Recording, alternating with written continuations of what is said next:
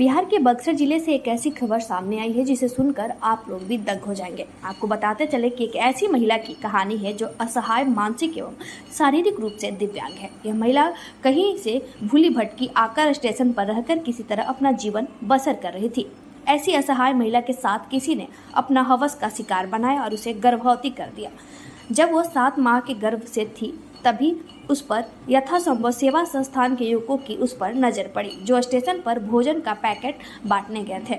उन लोगों ने उसे सदर अस्पताल में दाखिला कराया। वहां लगभग 1.5 माह तक उसका इलाज चला, लेकिन 22 सितंबर को सदर अस्पताल के डॉक्टरों ने उस वक्त अपने हाथ खड़े कर दिए जब महिला का प्रसव पीड़ा होने लगी। उनकी मजबूरी थी। महिला की कमजोर हालत, शरीर में खून की कमी और ऑपरेशन संस्था के युवकों को खबर मिली तो वो उसे लेकर शहर के विश्वामित्र अस्पताल के चिकित्सक डॉक्टर राजीव झा से मिलकर इसकी जानकारी दी। वो ऑपरेशन करने को तैयार तो हो गए, साथ ही उन्होंने इलाज का खर्चा नहीं लेने का फैसला किया। लेकिन उन युवकों ने मदद के लिए सोशल मीडिया पर एक पोस्ट डाली, जिसे देखकर समाज सेवी मिथिलेश पाठक भी विश्वामित्र अस्पताल पहुंचे। उन्होंने बताया कि ऑपरेशन और उपचार में जो खर्च आएगा वो वहन करूंगा और ऑपरेशन भी सफलतापूर्वक हो गया। महिला ने एक स्वस्थ बालक को जन्म दिया। यह पूरा मामला गुरुवार की रात 1 बजे का है। जब इसकी जानकारी 23 सितंबर की सुबह मीडिया को मिली तो हमारी भी टीम वहां पहुंची। इस खबर को दिखाना हमारा मकसद है, क्योंकि यही इंसानियत है और हैवानियत की इस खबर ने हमें ही झकझोर कर रख दिया। कहते हैं चर्चा अच्छाई की होनी चाहिए, बुराई की नहीं। उन युवाओं ने कहा, हम मिथिलेश पाठक और डॉक्टर राजीव झा दोनों को धन्यवाद देते हैं जिन्होंने इन केस को हैंडल किया और अपना सारा खर्चा माफ कर दिया। इस मामले को लेकर मिथिलेश पाठक ने जिलाधिकारी अमन समीर एवं सदर एसडीओ धीरेन्द्र मिश्रा से भी संपर्क किया। डीएम ने उन्हें आश्वासन दिया कि महिला को अल्पवास गृह में संरक्षण दिया जाएगा। इसकी चर्चा करते हुए मिथिलेश पाठक ने क्या कहा, आप खुद सुनिए। फिलहाल आप हमारी खबरों को देखने के लिए बेल आइकन बटन दबाएं, हमारे यूट्यूब चैनल को सब्सक्राइब करें और पसंद आए तो खबर को लाइक करें, ताकि हम आप तक आपके आसपास के खबरों को निष्पक्ष होकर दिखा सकें। बक्सर से संजय उपाध्याय की रिपोर्ट।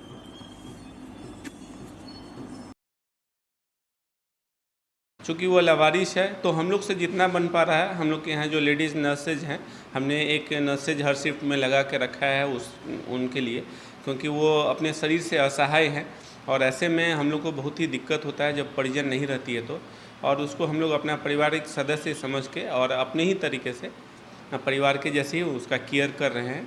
और वो मानसिक रूप से भी थोड़ी सी कमज़ोर है, तो इसमें और थोड़ी दिक्कत होती है। बच्चे को भी बचाना है और जच्चा को भी स्वस्थ रखना है कि टाका उका में कोई प्रॉब्लम ना हो। तो ये क्रिटिकल केस जो है, एक चैलेंजिंग केस है हम लोगों के लिए, और इसको हम लोग स्वीकार करके और आगे बढ़ते जा रहे हैं। आगे प्रभु की इच्छा है। कुछ लोग आर्थिक सहयोग करने की बात कह रहे हैं, आप लोगों की तरफ से पहल की गई है? जी, इस पेशेंट के लिए जब आर्थिक बातें हुई तो हमने सीधा बताया कि जब ये लावारिस है, दिव्यांग है और इसके साथ कोई नहीं है तो हमें पैसे से कोई वास्ता नहीं है। और रात भी मिथिलेश पाठक जी ने कुछ मतलब एक यहाँ के हैं स्वयंसेवक, उन्होंने कुछ राशि दिया है। तो हम लोग ने यही विचार, अस्पताल ने यही विचार किया है और अस्पताल के सारे कर्मचारी और टीम ने ये विचार किया है कि जो भी राशि आएगी वो हम लोग बच्चे के भविष्य के लिए जो उपयुक्त एनजीओ होंगे या डीएम सर, एसडीएम सर या जो भी होंगे उपयुक्त, वैसे उनको हम लोग वो राशि हम लोग उनको दे देंगे। उन बच्चों का धन्यवाद देता हूं जो बच्चे कोई एक प्राइवेट अपना छोटा सा एनजीओ चलाते हैं और पढ़ाई लिखाई करते हैं। उनके पास 100-200 रुपया भी अवेलेबल नहीं था और वो सब बच्चे रोड पर से उनको उठाकर 2 महीना पहले सदर हॉस्पिटल में एडमिट करवाए।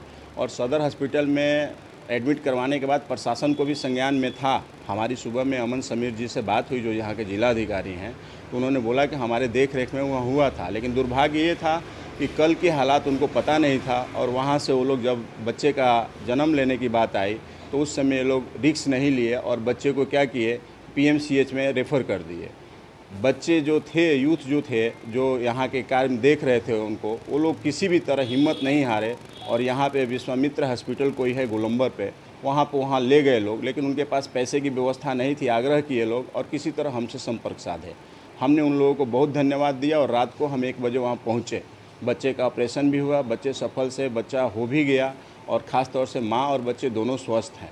तो हम यही चाहेंगे कि मानवता सबसे बड़ा धर्म है। हम वहाँ के सभी खर्चे उठाए हैं, लेकिन हम सुबह में यहाँ के एसडीएम सर धीरेन्द्र कुमार मिश्रा जी से और यहाँ के जिला अधिकारी अमन समीर जी से भी बात किया। उन दोनों लोगों ने हमें आश्वासन दिया है कि हम जरूर सरकारी जो भी सुविधा होती है वो हम आपको करवाएंगे और इन लोगों का हम आगे चल के जो भी हमारे तरफ से होगा पूरी प्रयास रहेगी। तो हमें उम्मीद है कि यहाँ के जो जिला अधिकारी हैं और एसडीएम साहब हैं ये पूरी इस पे हमारा सहयोग करेंगे और मानवता के नाते हम पूरे जनता को, पूरे लोगों को, बक्सरवासियों को हम ये कहना चाहेंगे कि इससे बढ़ के हमारे लिए ना कोई धर्म है और ना हमारे लिए कोई फ़र्ज है।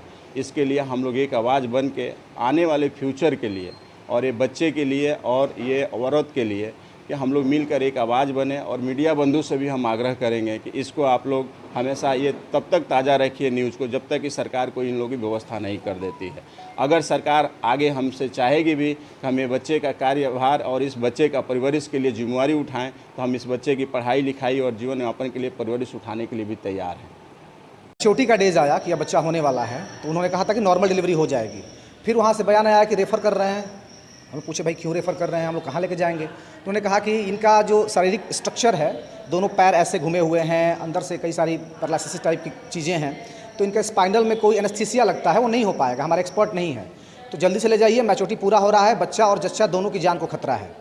तो हम लोग बिल्कुल, चूँकि टेक्निकल टर्म से अनजान थे हम लोग, मेडिकल टर्म है नहीं, से डर गए बिल्कुल।